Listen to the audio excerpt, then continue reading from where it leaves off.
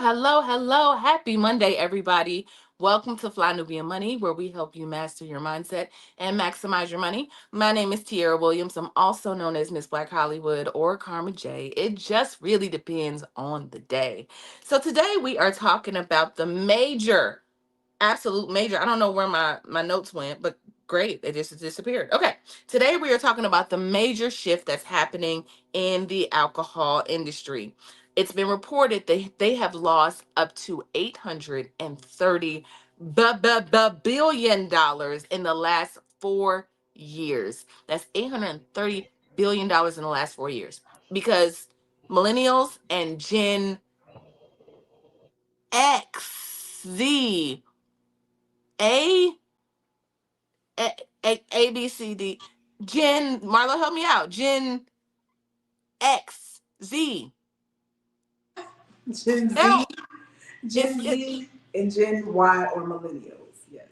okay. All right. Gen what, so the younger generations are drinking less, and so we want to find out today why that is that because they just don't feel like it? Is it a moral thing? Is it because there's something wrong with the industry? Let's start out there. Well, I can't have this conversation by myself. Of course, I have a wonderful group of panelists here with me. They are amazing and I love them all very, very, very much. I want to start with Marlo Lacen. She is a TV and film producer. My good girlfriend, Joe Corley. He is our resident therapist today and just a really good human being. All right. Deborah E. Williams, who is Deborah never said well she's in actually, I'm recruiting Deborah to just work in entertainment with me, but she started in the chat, but now she is on the show. She is how would you like to be introduced, Deborah? You're an avid supporter. You are yeah, yeah, I love Support, it. All supporter. right. And finally, Renee Williams. Renee, I do Right. not have it in front of me. I don't have I that. can I can Do it. introduce myself. Yes. Tell me. Yes, a strategist, patient advocate, clinical advocate for patients. So yeah, strategist on that. Love it. So we'll call Renee a strategist today. Strategist. A strategist. There we go. I love that. Welcome, panelists. Welcome, welcome, welcome. Happy Monday. Did everybody have a good weekend? Everybody is good? Everybody's good? Thumbs up? All right, great. All right, let's get into it. So I guess I want to know, let's start with our first round robin. Why? Why do you all think that there's been a decline? And I'll start with you, Joe. Why do you think that there's been a decline in the alcohol industry? Do you think it's moral? Do you think people just aren't feeling it these days? What do you think? I think that alcohol is has functioned as a coping tool more than just a party tool. And I think people need to be aware of that when kids start drinking young, they're just trying to cope. And I feel like although there are kids out here having problems meeting their emotional needs, more of them are doing what they want to do Mm. and living the life they want to live. So I think that there's just not as much of a need for that kind of coping strategy as there once was. Hmm. All right. Deborah, what do you think? Why are people drinking less? I don't think popping bottles is as popular as it used to be in the club. That used to Mm. be like a thrill to do for the younger generation. You get a section at the club, you pop your bottles. But when they saw the inflation prices of to pop those bottles, they said, you know what? We can pregame at home. We ain't gotta do all of this. We can stay Mm. home, have a good time, don't have to worry about DUIs and all the other things that come along with drinking and being outside. So, yeah. Mm. Okay. All right. Marlo, what do you think? What do you think is the reason why? I think marketing. I can speak for myself as a member of Gen X. Alcohol was everywhere. If it was a TV show and they were celebrating, if they were angry, if they needed to de stress, alcohol was ever present in pop culture. And I Mm. think it just isn't anymore because there are so many options and everybody could do stuff differently. But I will say for our generation or my generation, alcohol was everywhere. And I think that pop culture spilled into real life. And so people were picking it up. Those were the cues that we were given. So I think marketing is different. And I think Mm. that the young people are different, like Joe said, and they're just experiencing things differently. And if you're hungover, it makes your travel trip to Belize not so much fun if you lose a day and a half because you're recuperating. So I think it's a multi-factor. Renee, what do you think? Why are people changing their tune? It's a combination, I believe. Basically, for like instantly my son, he's like, Mom, I can't go to the club because I have to stack up my money to get an apartment. It's expensive out there. What an apartment was in the 80s is, twice or three times as much today. So, he's making those decisions about, should I stay home or should I go to the club and drink? And he's like, I think I'll just stay home and we'll just, have a good time here. And then also I see more health influencers on social media than I see things about alcoholism and things like that. So it's the influences of the social media is really also driving everyone thinking about more. And I see myself also saying, I want more experiences. And you can't have experiences hungover. Yeah, yeah. You know, I agree with what you all are saying, and I love that everybody had a different perspective on why this is. I remember myself, me growing up. Alcoholism really ran in my family. So on any given day, as a kid, I could be walking in, and I know somebody, one of my uncles gonna come in drunk and be tripping or laid out on the floor. I mean, it was when you think about it, there was a lot of trauma happening, and like what you said, Joe, like people were coping with all kinds of things, but it was so normal. It was so normalized. And I'm now as a kid, I don't know. I think that smoking was obviously also normal, and I think we do that less as well. But smoking was normalized, drinking was normalized. It was more than just a social thing. It almost, I think there was at some point they were like, yeah, smoking is good for you, right? So I wonder, for you, first of all, who's a Gen what? Let's come off the mute really quick and just, I'm a millennial, so I'm a Gen. Why? Thank you. Okay. All right, Marlo, you are Gen Gen X. Gen X. Renee, you are Gen. X. Okay. Joe, you are Gen. No idea. Uh, 1980. Born in 1980. What am I? He is like a millennial slash Xer because it depends on the year. They say either 80 or 81, but welcome to Gen X because you're on the back end of us. okay, I'm a millennial. All right. Deborah, what about you? I'm definitely Gen X.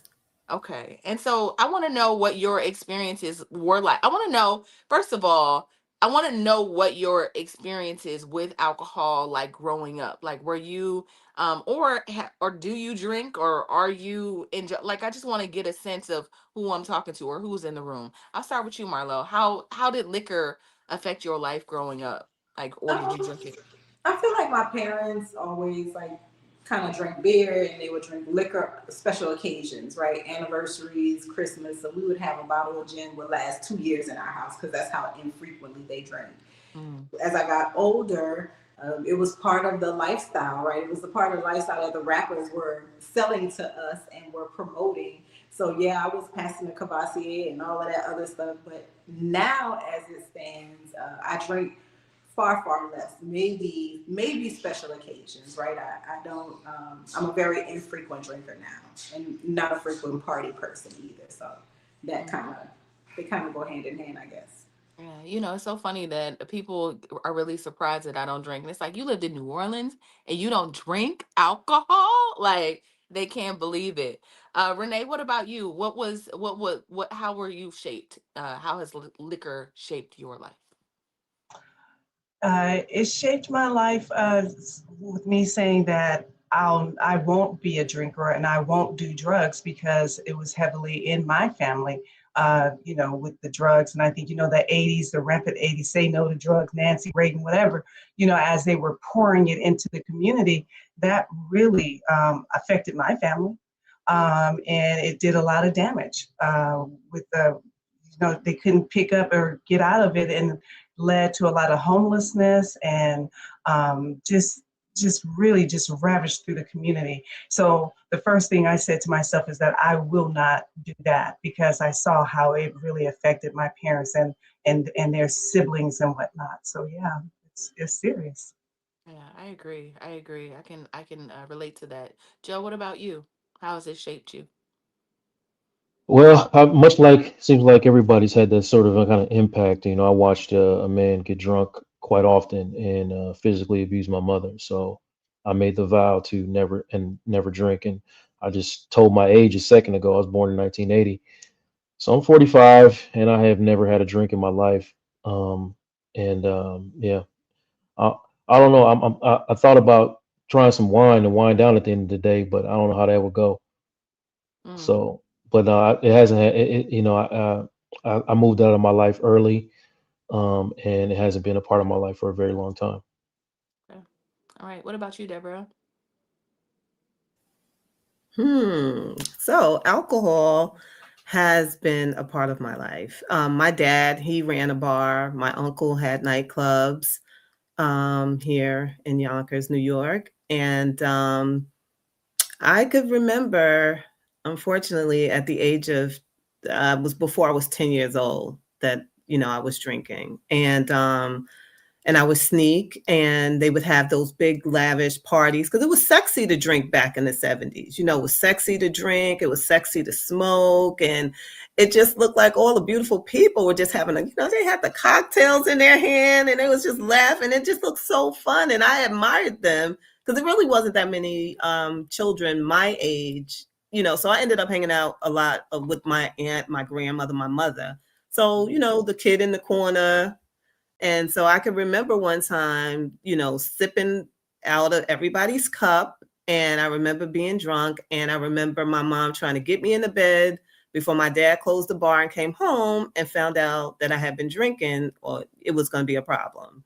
And I could vividly remember that. And then fast forward, drinking was a vice for me. And so by the age of 25, it was the end. No more drinking for me.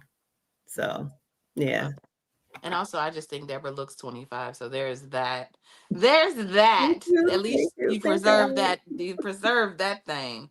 So okay. Now before let's go to our first video. Um, but first of all, I want to thank you all for your transparency. I'm asking the chat for you. How did alcohol shape your life? Like what did you grow up kind of thinking? Did you drink young?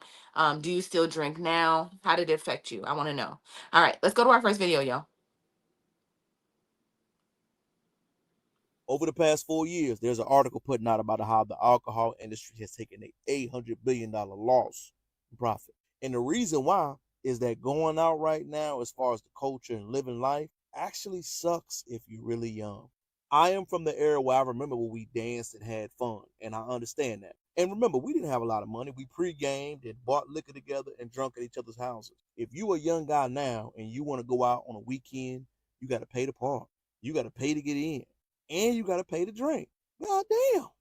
I understand why they don't want to do that, man. I really do. The gouging of people trying to get rich off every single function has hurt them. There has been a real life cultural reset in real time, and most of these large companies do not see. I can already see it among the young generation, man. When you hear it and talk to them, the young guys are just not motivated by it. And what that means is that innovation must occur. But these numbers ain't going nowhere, y'all. People have to afford the basic amenities, not entertainment, not luxury, not lifestyle. It's going to be a change very big in our lifetime. And I think we just got to talk about it, ready to see it. What's your thoughts on it? Hmm.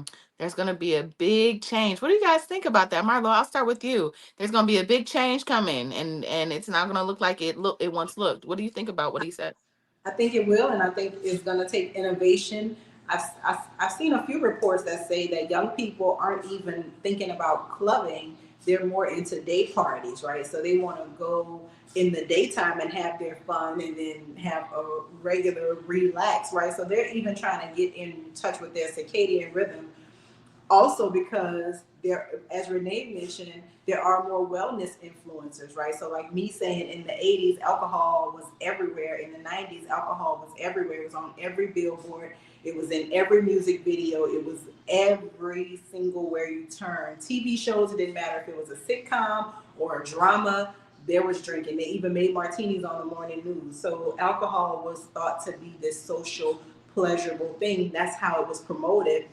And now they're just going to have to figure out what this younger crowd likes and innovate that way. You know, how do you have fun without alcohol or with the alcohol content that's lower? Because a lot of millennials apparently like wine coolers and buzz balls and stuff that has a lower alcohol content than hard liquor. So it will be interesting to watch and see who emerges as the kind of social purveyor of lifestyle for these younger generations. Hmm. What about I love that word, innovation. I wasn't even thinking about it like that. Renee, what is that when I think of innovation, I always think of like business or like a new product or whatever. Like I'm not thinking like a new literally like this type of transition. What do you think about that? The new innovation is marijuana. Ah.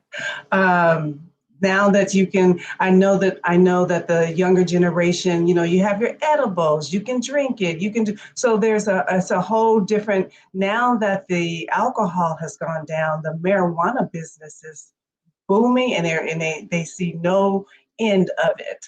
So definitely we have our wellness, and definitely those things are being taken into account, and we're saving our money. But then, you know, that's, I'm sure it's going to be another conversation another day, is about the marijuana and how that is affecting our younger generation as well. And then, you know, and they're looking at it as a natural form, right? It comes from the ground. That's how it's being pivoted and marketed, that is natural. And so when they're having anxiety or any issues like that, smoke a joint, relax. Hmm, that's good. You know, that just made me think about hip hop now, right? Because like in the 90s, like it was about popping bottles and just having a good time and dancing in the club. And then something happened where I think it was residual from the 90s, but like the openness that the kids have with like Percocets and Molly's and all of the things, they just be so open, like I popped a Molly, I'm sweating. Woo! Like it just popping and doing things. So Joe, I want to know, I love what Renee said, right? There's been this evolution in how the kids are enjoying themselves. So they're just have they replaced one pleasure with another. It's not really about like, people aren't drinking as much. Now they're just going to other things to cope. What do you think about that? I think Renee is exactly right. And I do feel like that people are finding better coping strategies in alcohol, and that are less costly. And I don't mean like financially costly. I mean physically costly, emotionally costly. Alcohol takes a physical and emotional toll on you that weed doesn't take. And people are, I think, I wasn't even thinking about that, but after she said it, yeah, that makes perfect sense. Yeah, that they're turning to that. And also, I just happened to had two clients this weekend, both single, and they spent a good amount of time talking to me about the dating game that they're in and how it's so online, Mm-hmm. and how people are talking to each other for weeks before they even, like, what I'm saying, get to know each other in person. And I Mm-hmm. think that has something to do with it too. You know what I mean? I really feel like, people, when we was going out to the club, you actually you had that pen, and you had them like 5, 6 strips of paper. You know what I mean? Just you had to get them numbers. You know what I mean? But that is not occurring anymore. People ain't. You had to go out and meet people. But Mm-hmm. now, I don't know why anybody's going to the club. What are you doing that for? You can just go online and swipe away. That's just my thoughts. Ah, ah, ah. Um, as somebody that is on a dating app, I just don't. I think getting outside is the way. I think like that. But you're absolutely right, Joe. I'm like, it's wild out here. We'll talk about it on another day. Deborah, what do you think? What do you think? Gosh. Yes, definitely. The marijuana. Oh, it's horrible. It's nothing like the old school, really grown from the ground marijuana. Like, this marijuana is definitely government driven. It doesn't even smell the same. And I don't think it has it has an adverse effect. It's not like old school marijuana. I definitely have tried that back in the day. I don't know what this new stuff is about. I ain't trying it. But if you got to constantly smoke them like cigarettes, it's not doing it. Something's wrong with it, you know? And so, yeah, they're switching to vaping, they're switching to marijuana, and also fentanyl is on the rise too. I've taken like 2 courses now on how to revive someone who has a fentanyl overdose, because you don't know what the doses are that you're taking, and it could happen so quickly. So working in the public at the library and here even at my church, we've trained people because you just never know who's taking it. And fentanyl has so many different faces now. So yeah, they're picking up other vices. Yeah, yeah. Let's I'm interested in knowing how you all think that this how alcohol has, I mean, I know the answer to this, but I really want to hear from your mouths. In what way, in one specific way, that you think that alcohol has really ruined the Black community? And I'll start with you, Marlo. Like, what's one way that you think that it's really caused a demise to our community? Health disparities. I think first and foremost, I mean, it's a myriad, right? But health disparities, because we're not taught, people aren't taught how dangerous alcohol is in terms of your internal organs, and like how, what happens to your body as you are consuming like excessive amounts of alcohol. So Mm-hmm. I think the health disparities that alcohol brings, including the generational addiction, right? Because alcohol is addictive and addiction is in your DNA. So I think that even though, you know, I look back, there are alcoholics in older generations, but the next generation, there was a lot of crack addicts, right? So they Mm-hmm. weren't going to alcohol, but they still had that vice coding in them to look for escape in something. And so I think that if I were to rank them, I would say health first and foremost, and then everything else is a byproduct of the health, because it also causes delusion and mental health issues, right? So overall, alcohol ravished our bodies, and then that poured out into the community in other ways. So since I love what you just said, so I'm gonna go to Joe with, because you said something about mental health and all of the things. So I'm interested in knowing what's one way you think that alcohol has ruined the Black community, Joe. Well, you know that Black folks don't rush to the therapy office like they, so we look for any acceptable tool to cope with our problems. And alcohol has been one of the most socially accepted ways for us to cope. Oh man, I got problems. I'm finna go get, I'm finna get turned. Instead of, I'm finna go into this therapy room and deal with my anxiety. It's happening now. There's a turn, I think, approaching and coming, but in the past it wasn't a thing. It wasn't a thing. It's a thing we ran from. So where do we go? We go to the bottle, we go to the drugs. But some people don't want to be viewed as a crackhead, so they just keep themselves in that bottle. It's accessible, it's legal, it's socially acceptable. And it was, you can't talk about drinking in the Black community without talking about survival. It was just a survival tool. So I think that's just one way. I mean, I could think of 100 different ways, but I know that's one way for sure. Yeah. Deborah, what do you think? What's one way that you think it's ruined? We are the highest um, community, the Black community is the highest on the list to receive kidneys. And it has to do with alcoholism. I have Mm, friends that are not even 50 years old, and they were heavy brown liquor drinkers, and they just wouldn't stop. And one is waiting to receive a kidney. He's on dialysis. The other one was on dialysis. He received a kidney.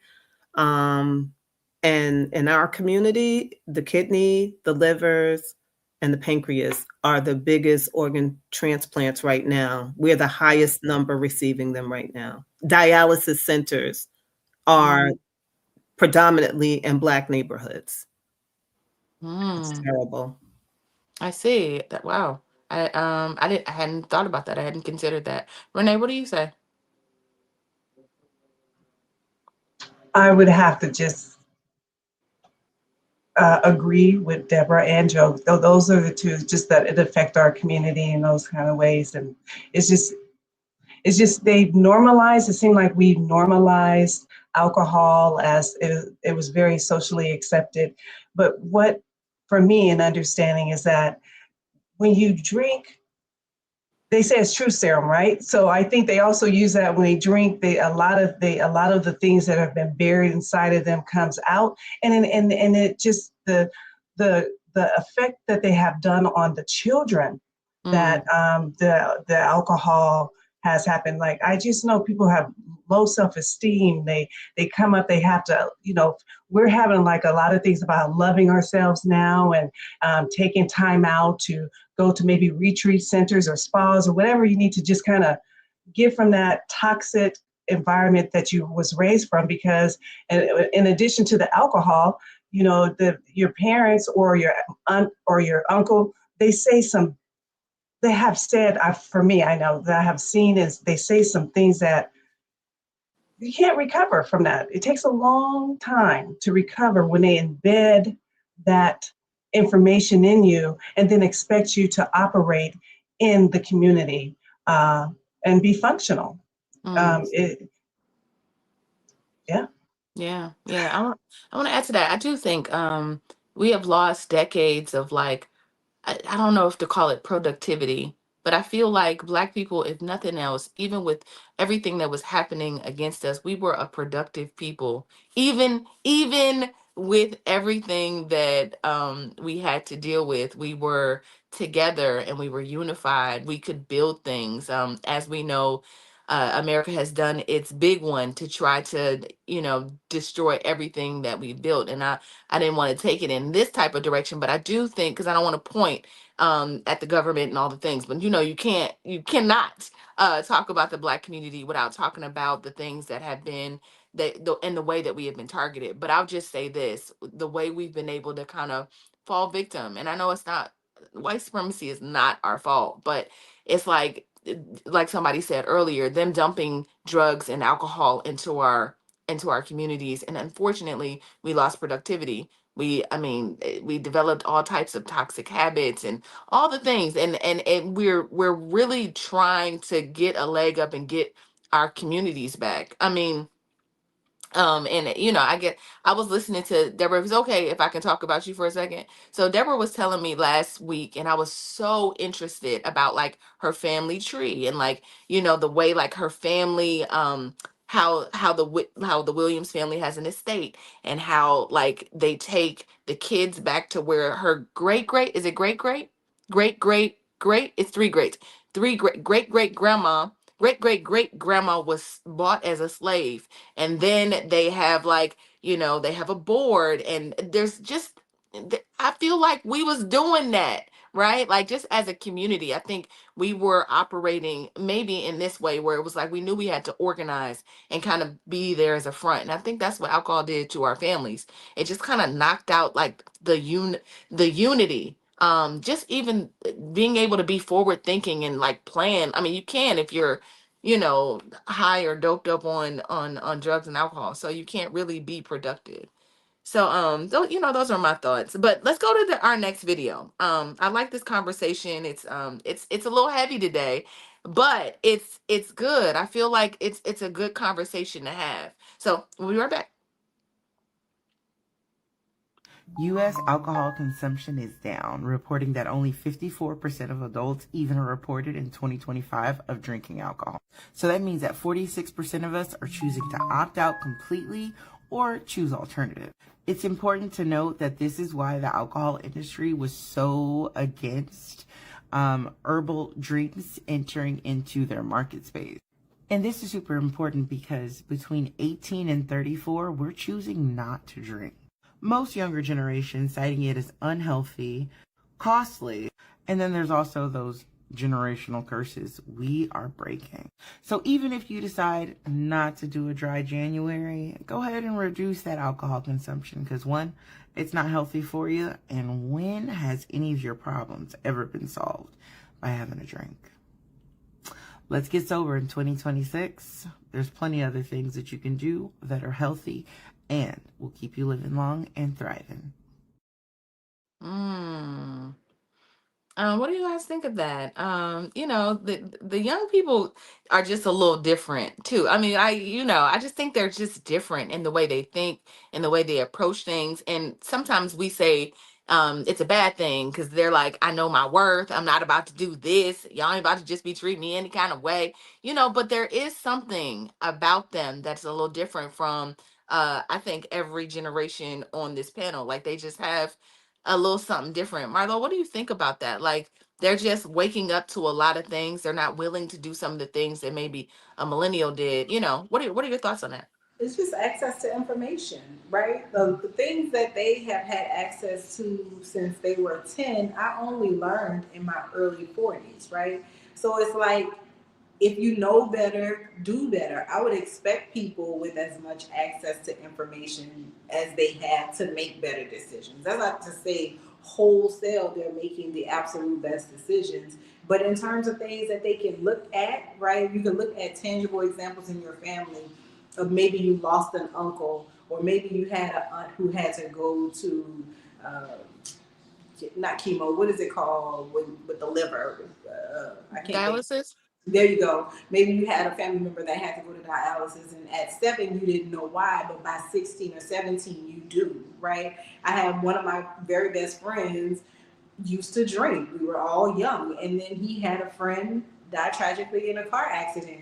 Woke up the next day, I ain't drinking no more, right? Because the better information and how his friend died made him make a better choice. And I think that that's just where they are. I think that they're in a space where they can evaluate information much differently. We had to go to the library and check out 5 books to get the information that they could get in 3 clicks and swipes. So I think it's just different, and I expect them to make more grounded, information-based decisions because they do have the access. Yeah, that's so good. I was talking to my little cousin who's like, at this point, he's 23.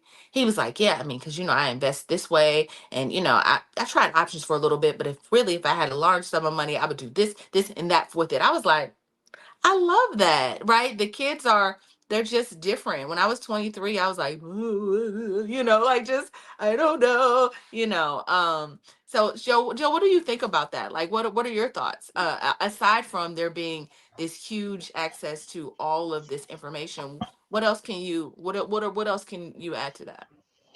Well, I'm somebody that works with teens, so I do know and see the impact of kind of how the world is weighing on them emotionally, but I also see the opposite, which a lot of teens now have language for what they're feeling. These younger generations, they can name the things, they can name the anxiety and the trauma, and they're using words like boundaries. That's not something I heard as a teenager. I don't know about y'all. So they have a way to kind of regulate emotionally a little better. So when you can name an experience, you don't have to numb it as much.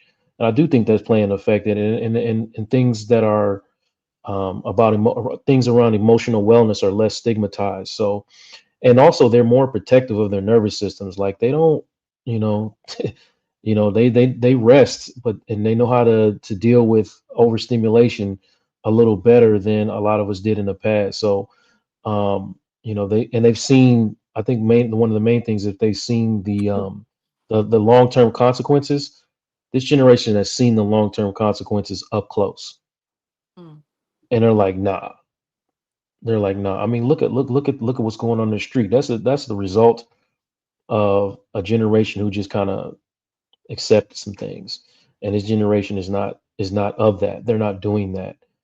And like I said, they've seen the long term, they've seen it up close. So they saw the cost of coping and decided they didn't want to cope anymore. They wanted to deal. So I think that has a lot to do with kind of what we're seeing right now. You know what you're saying is really good. I mean, it makes me think of my own daughter, right? I know Lauren is about to be 15, and she all of the words that you use, she'd be like, sometimes we'll be somewhere, she'd be like, I'm so overstimulated right now. Like I am so ready to go. Or, or I just had to draw my boundaries with my friend. Like I feel like she was this way or that way. Or I walk in and she's watching a podcast on whatever it is, and she just like Marlo said, she just has like you said, she has the language. Sometimes it's a little overdone, but there was a lot of sometimes it feels a little like girl, okay, right? But I think we had to cope with a lot more, right? Especially coming out of the 80s. I wish we would have had that language, but when I think about the things that I had to see, and drugs being dropped off in the Black communities in the 80s, and us having to deal with a generation of parents who use drugs and didn't come home at night, and did you just had to, you really didn't have time to it was about survival. It was about like, okay, how do I get through this? Like, how do I do that without all the tools? And so it's just so interesting. I love what you said, Joe. um Deborah, what do you think?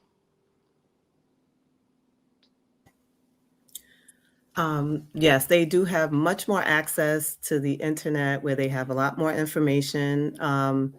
I could remember us having my age generation having to go get encyclopedias, go to the library. Um, like my children, they're not definitely doing what I was taught to do by my parents. You stay on your job 10, 20 years, you become um, reliable on your job. They're not doing that. You're not Hmm. treating them any kind of way on a job. Like Joe said, they know their worth. They know what they have to do, and they're going to do it. They're not going to do the old adage, do as I say type of, situation. So, yeah, they're making their own paths in their own lanes. So, Yeah. Yeah. yeah.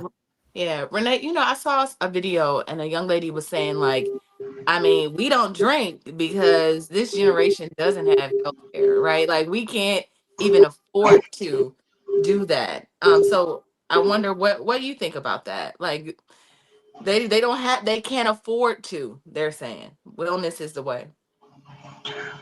I wouldn't agree with that because uh, as human beings will make room and do anything that they want, and if they want to do it, if that we if we find ways to cope with certain things, or if we want certain things, whatever you want, you can get it and you'll make it happen. But what triggered me, and I really wanted to respond to what Deborah was talking about in terms of how the kids are now. With even with my son, he's taught me how to be uh, more direct or apologizing. Mm. Apologizing for whatever I may have said, some type of behavior towards him and stuff. And I had to, get out of my way from the old way of do as I say from what I was taught, listen to what I say, do what I say, but don't do how I act or whatever. It's just like you do this, but I'm going to do this. But Mm-hmm. he's like, no, no, that, you have to come with me with and he used this word, is it called emotional IQ or emotional being Mm-hmm. able to, he uses those types of words. And I'm like, okay. So Mm-hmm. I think we are in a blessed, um, uh, because they're helping us become in a higher frequency of love and Mm-hmm. understanding and compassion. And they're using their words to help us become that as well. At first, when you had like with the parents in the 80s or the crack, you walked away and say, I'm not dealing with that. I'm just, I'm going to do my own life or whatever, instead of trying to reach out and say, what can we do to help you? Mm-hmm. How can I massage this relationship? So that's Yeah, I love that. I mean, it just made me think about, yeah, I think all of us have children in the chat that are around. Well, I think Deborah's children are a little older, but for the most part, I know that we all have teens, and I'm pointing at me, Marlo, and Joe, and then Renee. I don't know how old your baby is, but I think 23. he's 23. I think your children are the same age. So, um, it's so interesting, having conversations with these with the kids, because you're absolutely right. There's times I'll say something just like out of like what I learned, and then go back and be like, you know what? I'm sorry. I should have listened. Or you know how sometimes you're just like, I don't, they're trying to talk and you're like, I don't want to hear it, because people shut you down and shut you off. And then you go back and be like, what was you about to say? You want a sandwich? What was you going to say? Because I want to hear what, I had to apologize. And so I think that's so interesting. Let's go to the next video, y'all. I love it.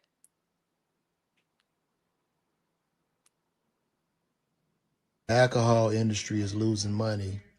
This is their response to losing money because they say the younger people aren't drinking. So now these corporate people are like, hey, we got to do something. We're losing money.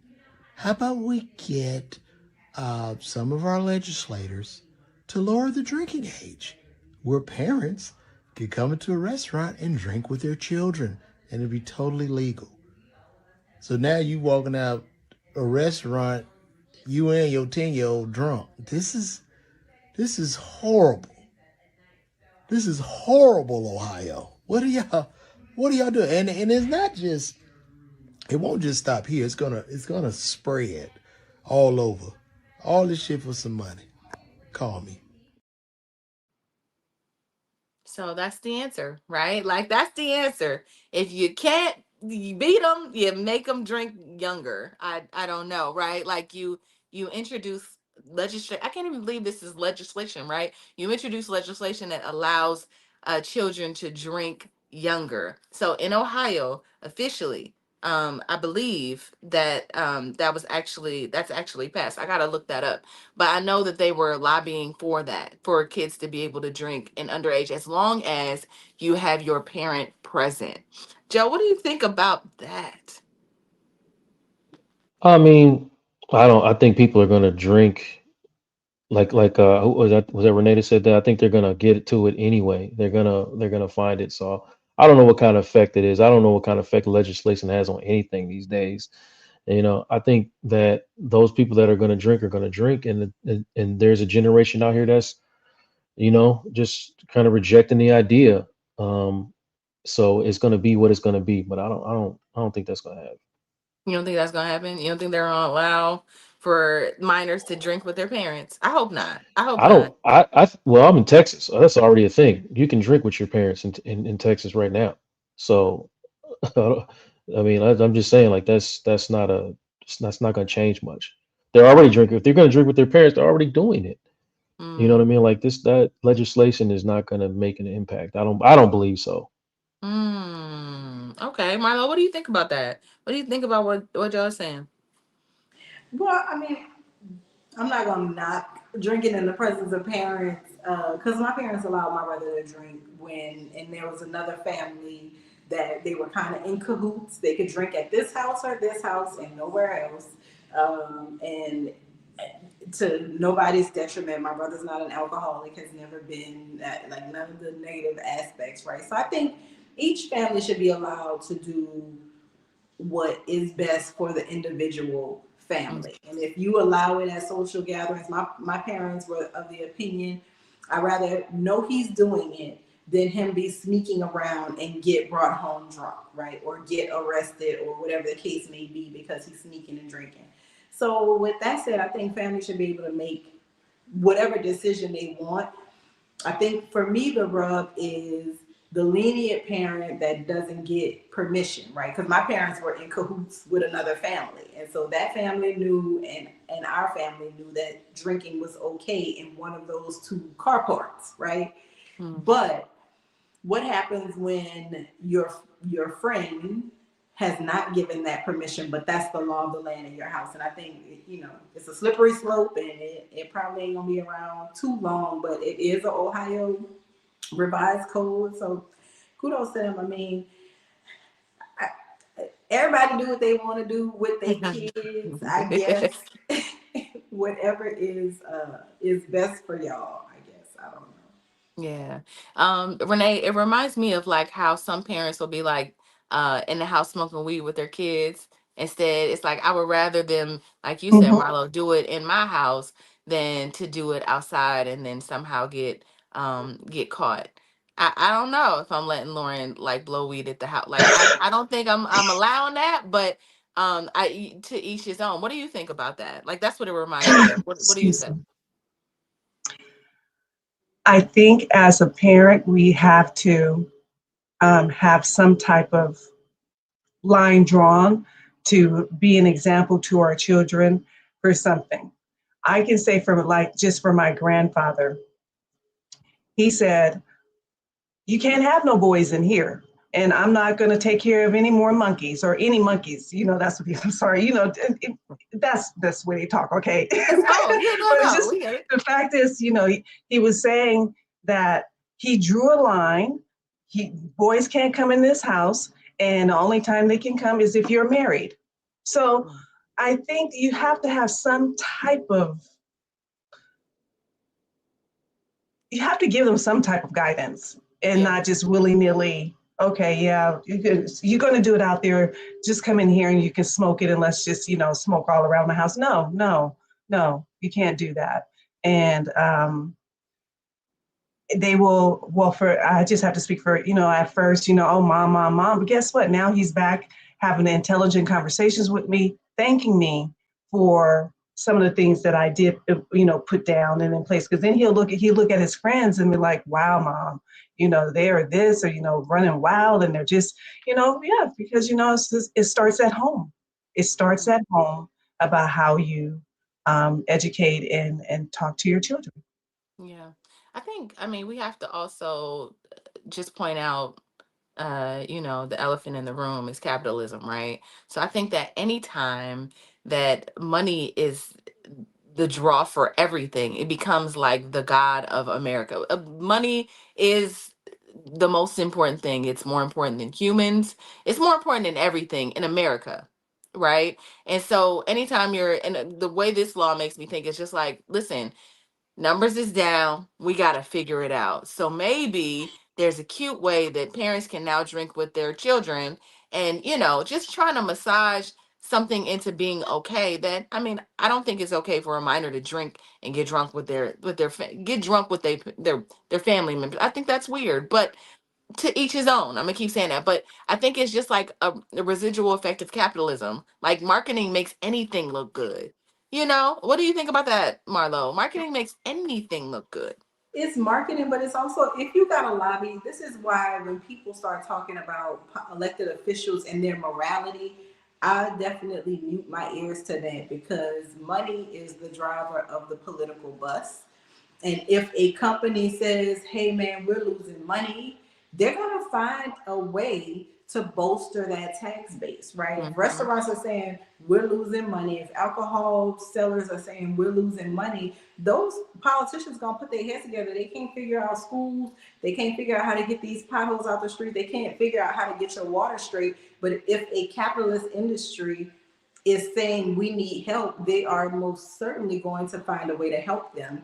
And I think that that's more than anything what this is. When we think about Ohio, and just me being who I am and loving these politics the way I do, I could think of at least 4 moral laws that have been passed in Ohio where lawmakers said it was done for the sake of morality. And so underage drinking, by everything that I've learned in terms of morals, is something that we as a society at once said could wait, right? Oh, this could wait. This drinking could wait. Legally, whether Mm-hmm. you do it again in the privacy of your own home is different, but legally, for them to be able to go purchase, for them to order it in a restaurant, they've got to be this age. And I think it just goes to show you that there is no morality in these political situations, right? These Mm-hmm. people aren't moving from a moral high ground. They're moving from a elbow rubbing, when I leave the state senate, I'm gonna go work for the liquor company and be their voice tool or their lobbyist, right? So I think that's all I say about that is think about there's no morality in politics, right? There's only what you agree with and what you don't agree with. None of these people are sitting on any kind of moral high horse. Yeah, I agree with that. let's go to our last video and then we will hop off into this final thoughts. I really have enjoyed this conversation. I just think it's just really interesting to it's just really been interesting to get you all's perspective. We'll be right back. As you're chilling out today, just know that Gallup did a poll that 54% of Americans are drinking and consuming alcohol in 2025. So the US is drinking less, and cultural connotations around drinking are getting worse and worse every single year. And it's interesting because as a millennial growing up, people chose their schools based on how much drinking they were doing, which has shifted. And I even went to a event where they had to stop the party because I guess the organizers weren't reaching their drinking minimum. So they had to tell people to go to the bar and buy drinks. They had to like just force people to go to the bar and buy drinks, which is crazy in 2025. So at this point, they are not like right. People are opting to just come to the club. If you are going to the club, you're going to the club to dance. If there's some live entertainment, but what we're hearing is bar owners are having issues with even getting people to drink once they get there. So, yeah, I think it's so. I just think it's all interesting. Let's go to the comments really quick. I want to know. Hey everybody. Hey Black Lexicon. Hey Anonymous. Let's see. What y'all been talking about in here? Um, Kids want to look good for camera. That's something else that I saw, that because people are online so much and doing all of these online things, drinking makes you puffy, it makes you age faster. There's all of these things. Anonymous says we need to legalize all vices except gambling. I guess if you legalize something and take it away, like take the power from it and just legalize it and make it a thing, it'll just be normalized and less people will do it. What do y'all think about that? Marlo, what do you think? I think that it's been shown. I mean, obviously they report on, they'll go to the drug den in Toronto where there's like availability and they'll be like, look at these drug addicts. It's 42 of them. But for the most part, the populace is not doing drugs like that. So I think it is some truth to it if you destigmatize it. But also if you destigmatize it, then you got to worry about the government putting chemicals in it, so that the things might just get a little bit more dangerous. Wonderful. Jay Keller says, very enlightening conversation. I wish I heard this before I picked up my first drink. Well, you're hearing it now, so don't drink no more. um, let's see what. All right. How do countries like France that have a huge wine culture have less teen pregnancy and vehicle accidents? Well, don't they walk everywhere? First of They don't all, stigmatize sex either. Like the French are very sexually open. So asking why people that don't stigmatize sex don't have a lot of teen pregnancy, you answered your own question. hmm and then wine is different. Listen, I don't think they're like fall over drunk either. I think what the Like a chemicals that glass are. of wine with dinner. Yeah, That's their yeah, yeah. custom. It's just, yeah, it's nice, a little, maybe a little buzz, but you're not sloppy laying on the floor. It's America throws chemical in everything. I think it tries to kill its people. It's the same with like cheeses, right? How you can go and I think one of the queens was saying like she just came from France not too long ago and she's lactose intolerant, but she goes to France and has all these cheeses. She was like, I never got sick at all, but in America it makes me sick. So it's what's being put in those things. All right. So listen, this has been a great conversation, y'all. If you are just joining us, you missed the conversation, but you were watching Fly Nubian Money. Catch us on the replay. We are live every day, pretty much Monday through Friday at 1 p.m. Eastern Standard Time. If you want to receive notifications for when we go live, you can text the word Queens to 87948. That's 87948. So let's round this conversation out with our final thoughts. We're going to start with you, Joe. What I don't have a question for you. I just want you to give your Mhm. final thought on this, but definitely tell people where they can find you, and yeah, what are your final thoughts? Well, you know me, I'm gonna make it about some therapy stuff. Well, I'm a I'm a therapist, so I tend to talk about therapy and mental health stuff. Just like, if you're a cornball, you tend to talk about cornball shit.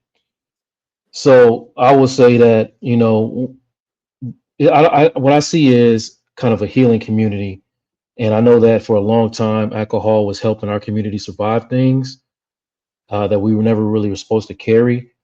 So it isn't about really shame and judgment for me. It's just about a new generation of Black people that are choosing clarity over coping. And I appreciate that, asking questions like, why am I drinking this? Or what am I really avoiding? And, or what actual benefits, do I get from this habit? And then people start answering those questions honestly, and then things change. Industry changes, spending changes, legacies change.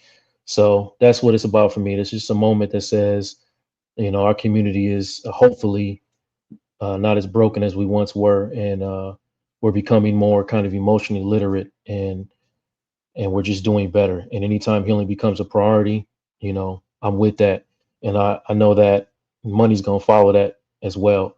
And these liquor companies aren't just losing customers; they're losing they're losing coping mechanisms. So when the community starts healing and things, and it no longer needs, that thing, money will always be lost. And you can find me right there on my website, realuconsulting.com.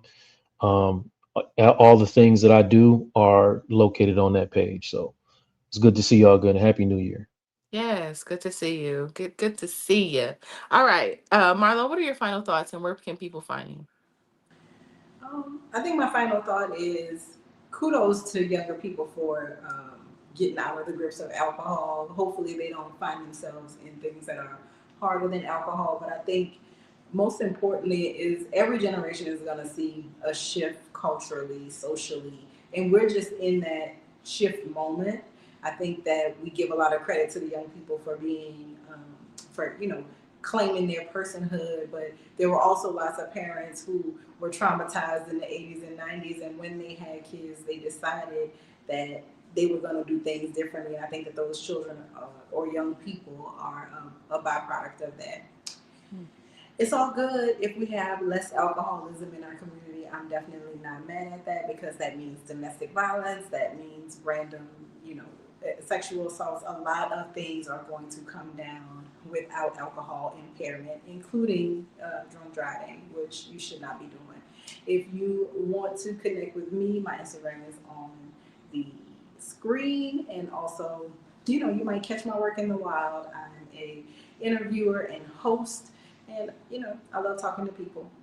That's it. That's why I come here. My favorite day is Monday. All right, Renee, what are your final thoughts, and how can people get a hold of you?